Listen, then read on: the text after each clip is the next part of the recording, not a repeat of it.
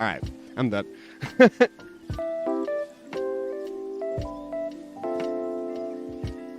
All right, now I'm done. You got to put some stank into it. That's the whole name of the game. The smell of the game, as they say. All right.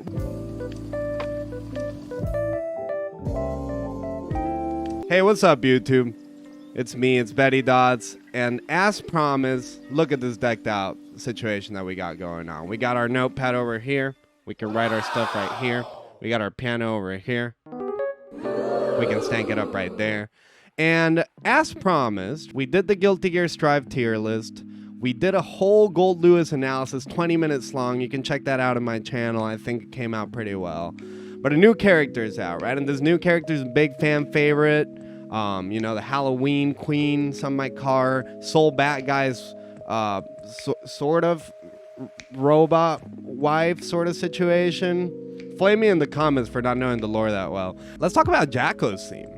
So Jacko's theme, I've listened to it a couple of times, I'll be honest with y'all. But I wanted to like kind of leave it fresh and do a little bit of the analysis on the stream and on the video so that y'all could kind of see the process and like look at all that. I think we're going to be able to like talk a little bit about essentially what makes Jacko's theme #1 so similar to May's theme. The kind of elements in terms of like harmony that make a piece of music sound like it's from an anime, right? That's sort of like Japanese tradition that also gets bled onto like J-pop and all that stuff of using Western harmony in like a very like overblown way that I love. Remember from the Strive tier list that I put May's theme at the top, and Jacko's theme, I like it a lot as well. Jacko's theme, it's called Perfection Can't Please Me. Let's check it out and then let's talk about it. This is Video Game Music Theories.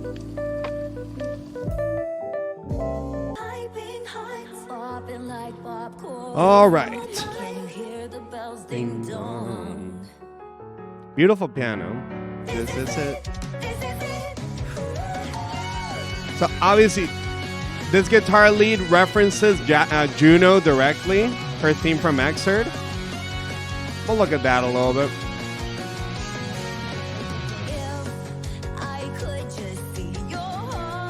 Very similar to May's theme in having like your palm muted guitar and your piano. The drums are not as explosive as in May's theme though.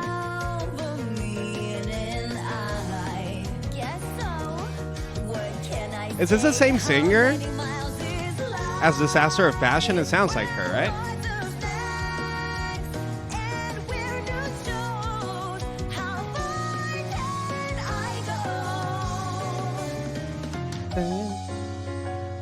So we got this whole like pre-chorus. Very nice harmony there.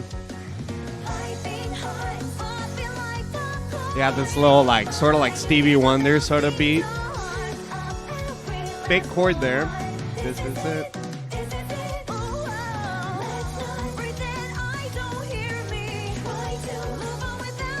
Nice call and response vocals there. Love that. Love that. I love that. That little piano run up really makes me think of Kyary Pamyu Pamyu, a J-pop singer. And you'll see it in a second, right? So if you've heard the song Motai Nightland from Kyary,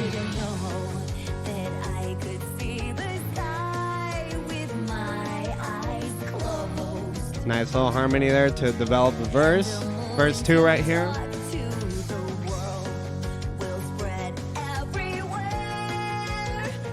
More development, right? You go a little higher.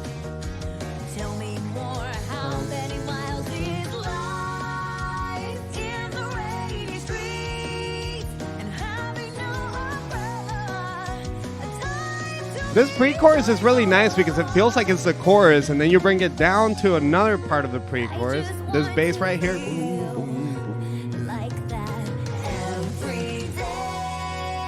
So that's contrary motion doing that. We can talk about that.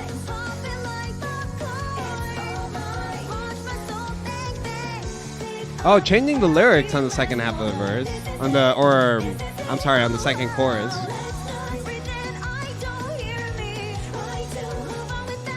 I really love this.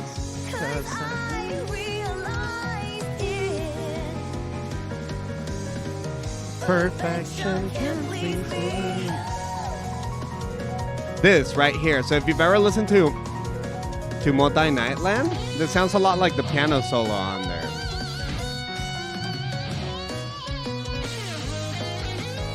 Yeah, the guitar's not going super crazy.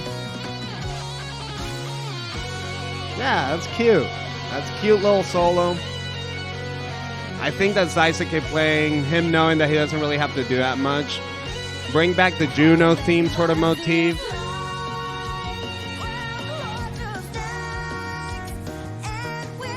The bass is working. He's like doing it like really quietly, but the bass is working hard.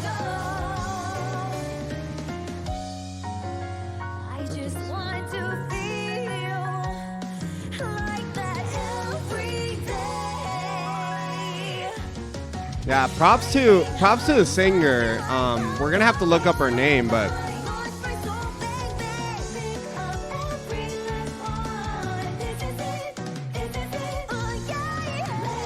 props to the singer because she's doing such a good job at carrying the development of the song. She never does the same thing every chorus. She never does the same thing every verse.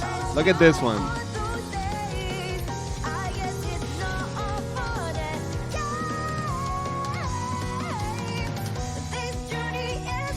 Whoa, look at the little beat change there.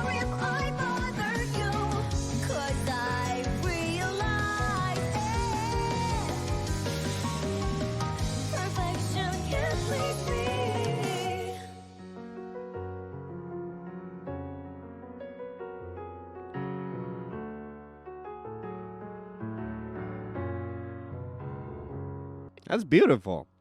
What I really like about this song is like Guilty Gear songs, and we saw it in like the tier list, are like very inclined towards bombastic, very huge sort of situations. And this song doesn't really like try that hard. It just does what it needs to do. It comes in and gets out. There's not an insane bridge that goes to like 17 different places. It's just like what? Like verse, pre-chorus, chorus, verse, pre-chorus, chorus. You have a nice little solo section that doesn't state itself too much. Last chorus at the end, and then you just step out. A little piano lick, and it's really beautiful. I really think that they did such a good job with it. We gotta look up the name of the singer. Aisha is the name. So I want to do a couple of things. I want to pull up the lyrics to this because the YouTube monsters will get really mad at me if I don't talk about the lyrics of the theme, because I'll be ignoring every single piece of lore. All right, there's our lyrics. So piping hot, popping like popcorn. Can you hear the bells ding dong? Is that about her getting married? Yeah, it seems like a lot of these situations is about like how generational and how transcendent Jacko is as a character. Jacko's a character that like transcends generations, contains multitudes. Watch my soul bang bang. Pretty intense. And you know, she also has a like little chip on her halo, right? So she was like this Valentine sort of situation, a transcended form of like Arya in some sort of way, and then she's kind of become this like kind of regular human, and we're just hanging out in the human world. We got a little chip on our halo, but it doesn't matter. We got our little servants. I'm about hanging out with my bad guy and just like gone so far, but now I'm having a good time. All right, let's talk about the music. What is so cool about this song? I think that like one of the main things that people will notice listening to Perfection Can't Please Me is the similarities to the Disaster of Passion, May's theme. And why are they so similar? I think the like main thing to like point out there that is very obvious is that May's theme sounds like an anime opening. Jocko's theme sounds like an anime ending. So there's a number of things that like contribute to that. I think that like May's theme being a lot more active, a lot more energetic, and kind of pushing that boundary a little bit more between like hard rock and like also like a more pop anime sort of situation contributes to it feeling like the opening. In this song, the piano's a lot more protagonistic. Piano has a much bigger role. The piano has a solo, and it's loud and clear throughout the like whole song. It dips down to quiet a lot more than the May theme does. The May's theme is like very hopeful, very big, and this one's hopeful but in like a collective way, right? And it makes sense. May is a much more playful character in Jocko. Jocko obviously is like super playful and super fun, but Jocko's also like kind of figuring out her life, so it makes sense that she would have the more like anime ending sort of sound. So what is it that makes something sound like J-pop or make it sound like anime? So there's a lot of different things. But I think one of the like main things is just like really participating within Western harmony, right? But you got F sharp major, and then you got a very tonal chord progression with a lot of chord changes. But in participating in Western harmony, they're also trying to like borrow chords from a lot of scales, and they're trying to like keep that harmony bouncing, never like have it be just the major key. And anime music does this all the time. They love to fancy up their chord progressions, jazz them up. If you listen to like any Kari Pamu Pamu album, those chord progressions are insane. And I think they're doing very similar stuff here, right? So let's see if we can remember some of these chord progressions so that we can like actually set up some examples. Okay, that's where they go to a D. They hit that D major, right? So what's that D major doing there? Well, the D major in the key of F sharp major is the flat 6, right? Which is a very, very nice chord that's borrowed from a minor mode. You probably remember this sort of conversation that we were having with the Gold Lewis theme about like major keys borrowing from minor keys. Here they're doing it in a much more standard way, right? We know that the D major is part of the question, but the song is mostly an F sharp major. It just grabs that D major to add. I mean, you can hear it, right? The chord progression got like lifted up. Like it became maybe a little bit more epic all of a sudden. You got like bum, bum, bum. Again, I'm conquering. Can you hear the bell sing? No. That's huge, right? Great intro there. I think it like perks up your ears just enough before going there. When they go into the actual chord progression, you got, and then, right? So they got the like 3 A sharp minor, and then they got the 4 B major. Which you'll see reference. It makes sense that they go into the main song with that because like that's actually what they're doing in the... Well, look at that.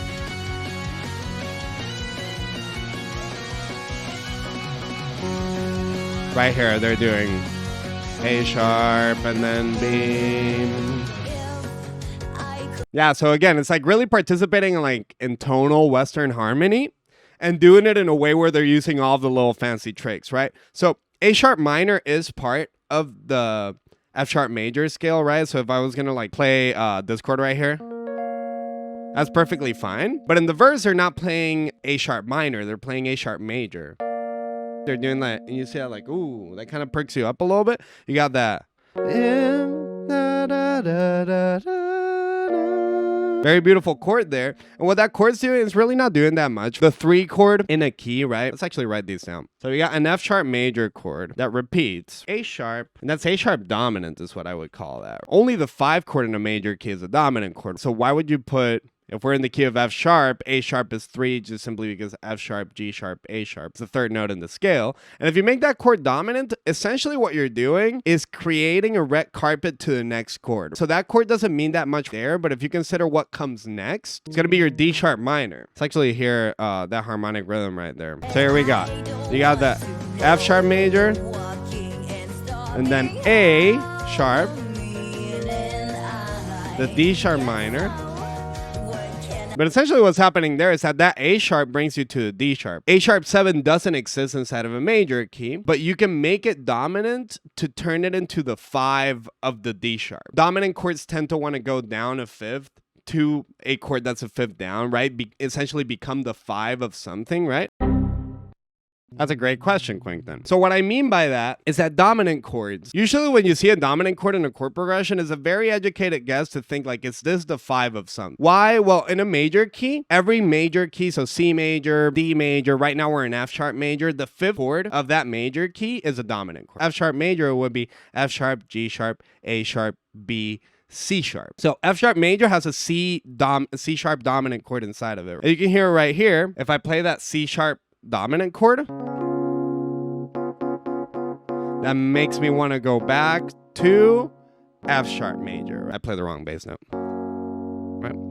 So that 5 chord has a lot of power within the key, right? It's actually the highest point of tension in the key, and it's what makes you want to return home. It makes you want to return to your 1 chord. So based on that idea, a lot of composers would like they'll like figure out like, okay, well, I want to go to D sharp minor, but I want my entrance to that D sharp minor to be a little bit more dramatic and to be felt a little bit more. So I'm going to grab the 5, the 5th chord of that D sharp and just put it right before it. Essentially roll out a red carpet for the D sharp minor. So they grab the A sharp, and instead of making it a minor key, which is what it's supposed to be in F sharp major, the key that we're in, they make it an A sharp dominant. And that dominant chord, if you remember, is the one that makes you want to go back to 1. So A sharp 7 is the 5 of this D sharp. Is the 5 of 6, and then it's going to 6. Yeah, okay, that made sense. That's great.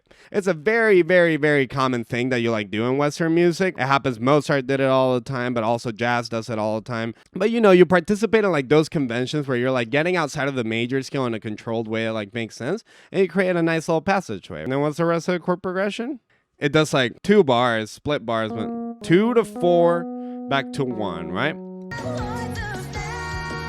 Oh, I'm tripping. This is not B. They're doing the most expected thing here. They're playing a C sharp major, which we could see as a C sharp dominant. And this is just like the 2 of the key, 2 minor, and this is the 5 of the key, right? So they're just doing a 2, going to the 5, and then that just goes back to 1 on the repeat. And also on like the pre-chorus. So that's like a jazz resolution. This is like your perfect circular motion sort of resolution. Essentially 2 goes down a 5th to 5. So G sharp is the 5 of C sharp. And then that 5, which is C sharp, goes down a 5th to F sharp. Again, very, very conventional stuff, except for the secondary dominant here. Again, that's like the trademark of like anime chord progressions. It's just like, let's do something that's very understandable and very palatable, but let's actually use all of the tools that Western harmony provides us. And that's what makes it sound so ornate and maybe sometimes like cheesy, is that they're doing like everything that they do. Let's keep listening.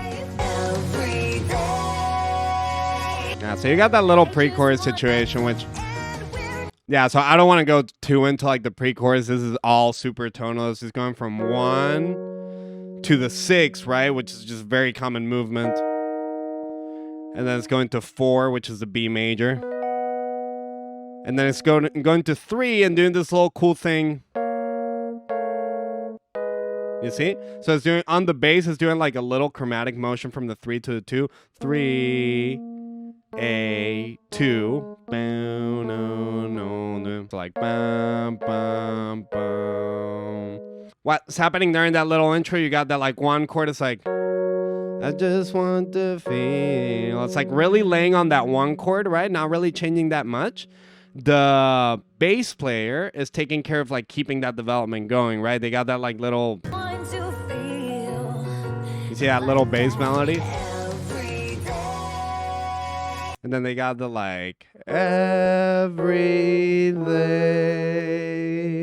And that's really good. So what they're doing there is that the bass is walking to this E, and in the key of F sharp, that E is like the flat 7 dominant. Now we said that the 5 was like the dominant chord. The 5 is the one that brings you back to 1, but the flat 7 is actually a dominant chord in a minor key. So going from flat 7 to 1 is also a very common motion, right? Like if I'm going like a boom, boom, boom, boom, boom, that's very common to like steal that from the minor key. And if you put it right before the chorus, it really gives you like that right amount of like kind of like epic tension to bring you to that getting like popcorn and doing all that. So what they're doing there is they're doing like bum, bum, bum. All right, let's look at that chorus.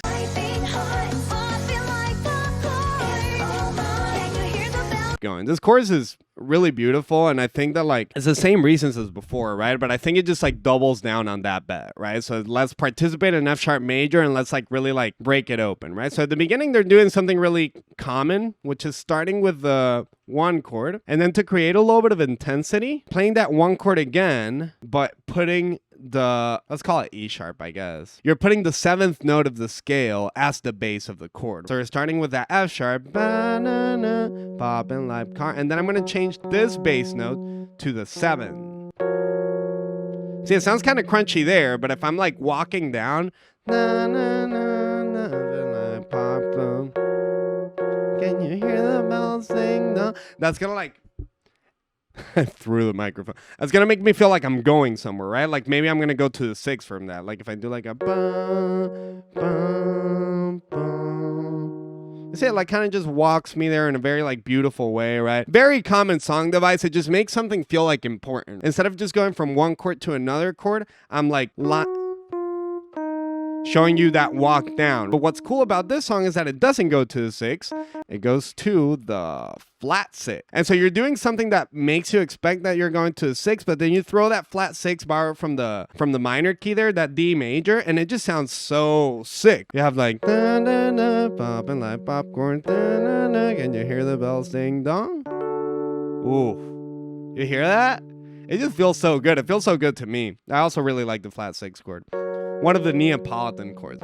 Why are they called Neapolitan chords? Because like classical people like to put a lot of names on things. They just love their names. Anyway, so it goes to D, really like pretty like unexpected sort of situation there. And that's what anime does, right? It's like, let me throw that one chord at you and throw that one key change at you. Think like One Piece openings. One Piece openings all do this. They all do exactly the same thing, and they're all great for it. The anime way is to just grab the Western system and use all of the tools, right? And then just sounds like overblown and nice and gives you that like sort of like, I don't know, that nice feeling that like anime music has. All right, so let's see if I got all of this. I think I got it all, but let me just make sure. So you got the 1.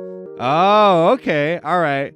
It's a lot of chords. It's a lot of chords. So let's actually write them down and we can like talk about like what's going on there.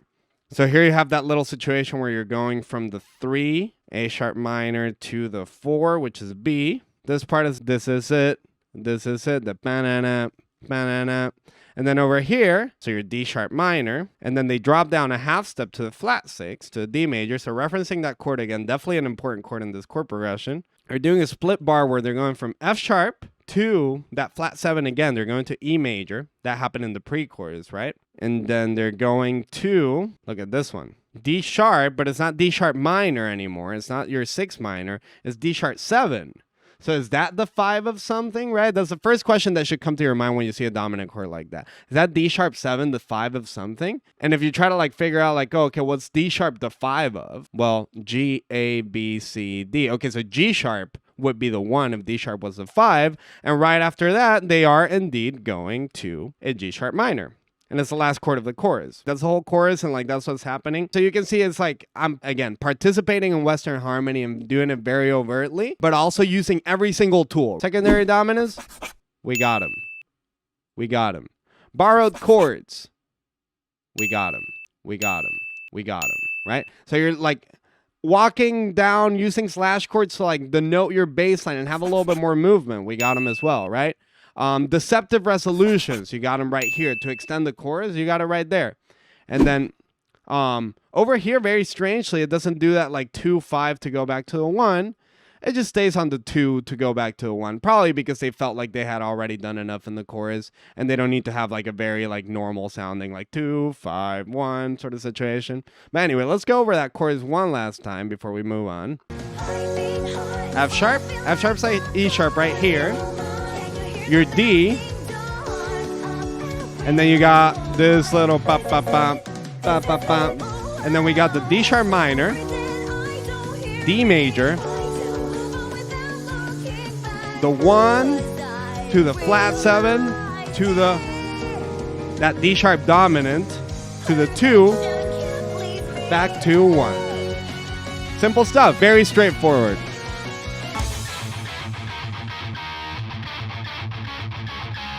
Now, before we listen to the song one last time and like kind of like kill that, I think the YouTube monsters are gonna kill me if I don't bring this up. I already brought it up, but we're gonna make a big point out of it. Let's pull up Juno, not the movie Juno. You see, I was already listening to it. I like this song a lot. Don't worry, YouTube. I know the lore somewhat. All right, let's check it out. You hear this here? Bam, bam, bam, ba, da, da, da, da. Sound familiar? Dun, dun, dun, dun, dun. Does that sound familiar to you at all?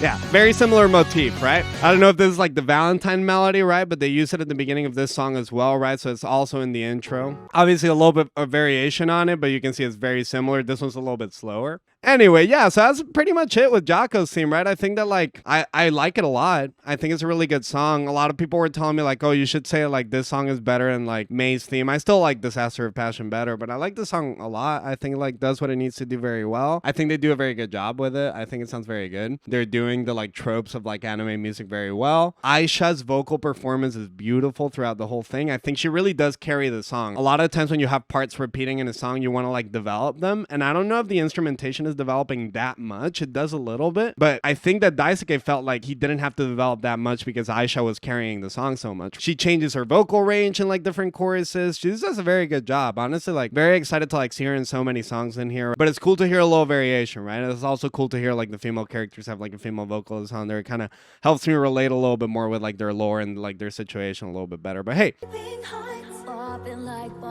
now that we have all this perspective, there's that flat six, beautiful chord.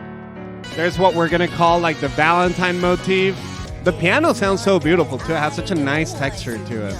It's a very disingenuous sort of, like, arrangement. I love it because Daisuke is so overblown, and it's cool to see that he can tame himself to do something like this.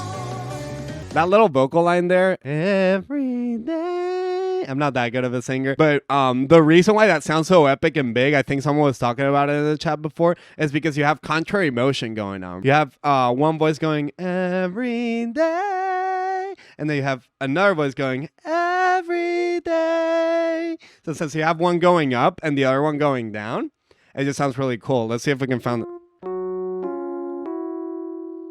See, it's a nice melody. Anytime you have a voice going up and another one going down at the same time, contrary motion is what we call that. It always works. It always works. It's like cheating. You see, from the intro, she was really subdued. Here, she's an octave higher, singing a lot louder. Drums are working harder too. Bass is going crazy in this part. Yeah, props to the whole band. This song just really well performed. Very nice tag melody there on verse 2. Probably her doing the harmonies too. I mean, I can just imagine them on stage just having so much fun playing this. I think this is another reason why I like this song so much, is because it just seems fun to play. You see, this one's an octave higher, a lot more intense, going into a solo. Yeah, y'all should check out Motai Nightland by Kari Pamyu Pamyu. You'll see how it has the same piano solo. It's amazing. I'll leave a link for that in the description. Very simplified solo, right? There's only a tiny little bit of shredding. Back to the Valentine motif. We didn't talk about this too much while we were analyzing the tune, but on the last chorus, they, like, do something to the beat that I really, really like. Because here they're going with, like, a Stevie Wonder kind of back. But right here, they switch it up, right? Yeah, here's where they metal it up. Oh, this one, where it's, like, kind of like an awkward halftime. Very nice. Yeah, they really go all out in that last chorus, and then they just bring it out with this little piano.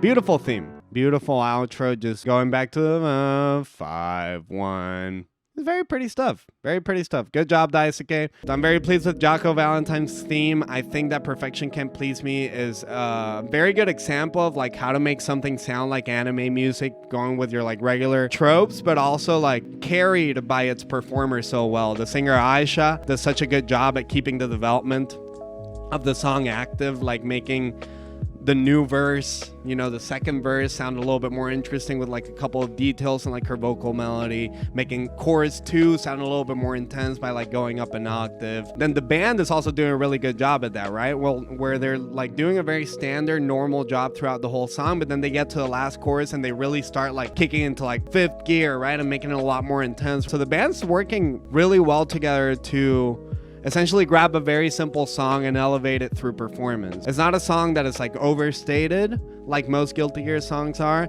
It's not a song that it, like, really throws itself in your face like most Guilty Gear songs do. It does its job very elegantly, and I think that, like, that's very representative of Jocko, right? A character that's, like, ill-pronounced. The lyrics also refer to kind of, like, her duality, her situation with Arya, her transcendence through time and her struggle with that. Obviously, the title of the song, Perfection Can't Please Me, kind of talking about, in my opinion, about, like, being this, like, perfect being in the shape of, like, you know, justice post Arya, but then you know, her halo breaks, like, that's symbolic, and then she's just, like, you know, trying to live a normal, like, human life with her bat guy, you know, like hanging out and just, you know, going for something that maybe isn't as perfect. And I think they like capture that very well with the song. They capture that very well with the performance. Aisha brings a lot of emotion into those themes as well. So yeah, I think in general, Daisuke did a very good job with Jaco's theme. Maybe off of this, we could talk a little bit about, because we were talking about like the similarities between like this and Disaster of Passion. Maybe we could do a video on Disaster of Passion, kind of figuring out what's going on in there in terms of the chords, going in depth like we did with Jaco. And then maybe we could also figure out, God, who knows, an analysis of Juno. But that would be just for me, because I really like listening and talking about Juno, right? It's one of my favorite songs in the Guilty Gear canon, and I really hope I can fish it soon. God damn it. So hard to fish. I can never fish it. I spent like 40,000 monies on that. Anyway, thank you so much for watching. Subscribe if you like it if you like it, share it with your friends. If you know anyone that like video game music, analyzing video game music, talking about it, right? It's like my favorite thing to do. And yeah, I play fighting games, but I also analyze music all the time, and I'm a music teacher, so I think I'm going to be doing this a lot more on the channel. Got the keyboard, got the notepad. So yeah, we're going to go a lot harder into this. Jaco's theme, Perfection Can't Please Me, Daisuke Shiwatari, Betty Dots. See y'all later.